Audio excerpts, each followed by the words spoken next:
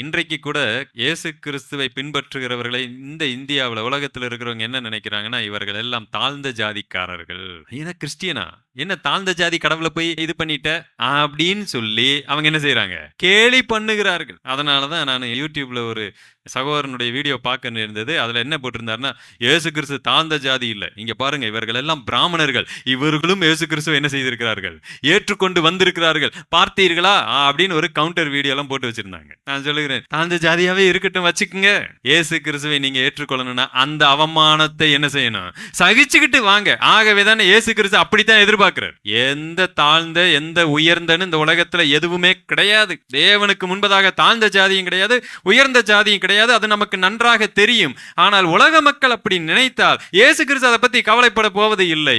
நீ என்னை விசுவாசித்தா நீ அந்த கஷ்டத்தையும் ஏற்றுக்கொண்டுதான் ஆகணும். சென்னையில் அதனாலதான் பிராமண கிறிஸ்தவ சங்கம் அப்படின்னு ஒன்று ஆரம்பிச்சு வச்சிருக்காங்க. பிராமண கிறிஸ்தவ ஸ்மிருதி என்னமோ ஒரு பேரெல்லாம் போட்டு ஆரம்பிச்சு வச்சிருக்காங்க. இவங்க என்னன்னு கேட்டீங்கன்னா, நார்மலா மற்ற விசுவாச பிள்ளைகளோடு போய் உட்கார முடியாது. அதுக்கு அவங்க சொல்ற காரணம், மற்ற பிராமின்ஸை எங்கனாலும் ஆதாயப்படுத்த முடியவில்லை பிரதர். அப்படி ஆதாயப்படுத்த வேண்டிய அவசியம் இல்லை பிரதர் அப்படின்னு நம்ம சொல்லணும். நீங்கள் கலிலேயனாகிய இயேசு கிறிஸ்துவை தான் விசுவாசிக்கணுமே ஒழிய, இயேசு கிறிஸ்துட்ட போய் ஒருவேளை அன்னைக்கு பேதுருவா இருக்கிற நான் அப்படின்னு, ஆண்டவரே நாம கொஞ்சம் வீட்டை மாற்ற வேண்டி இருக்கு, எங்க ஏரோது அரண்மனைக்கு பின்னாடி ஒரு வாடகைக்கு நல்ல வீடு வந்திருக்கு, ஒருவேளை விலைக்கே வாங்கிட்டோம்னா நம்ம ஊர் மாறிடும், நம்ம அடையாளம் மாறிடும், எல்லாரும் நம்ம என்ன செய்வார்கள்? இனிமேல் நீங்களும் கலிலேயன் கிடையாது, யாருமே நம்ம கலிலேயன் கிடையாது, நம்ம எல்லாம் ஏரோது வீட்டு பக்கத்து வீட்டுக்காரர்கள்.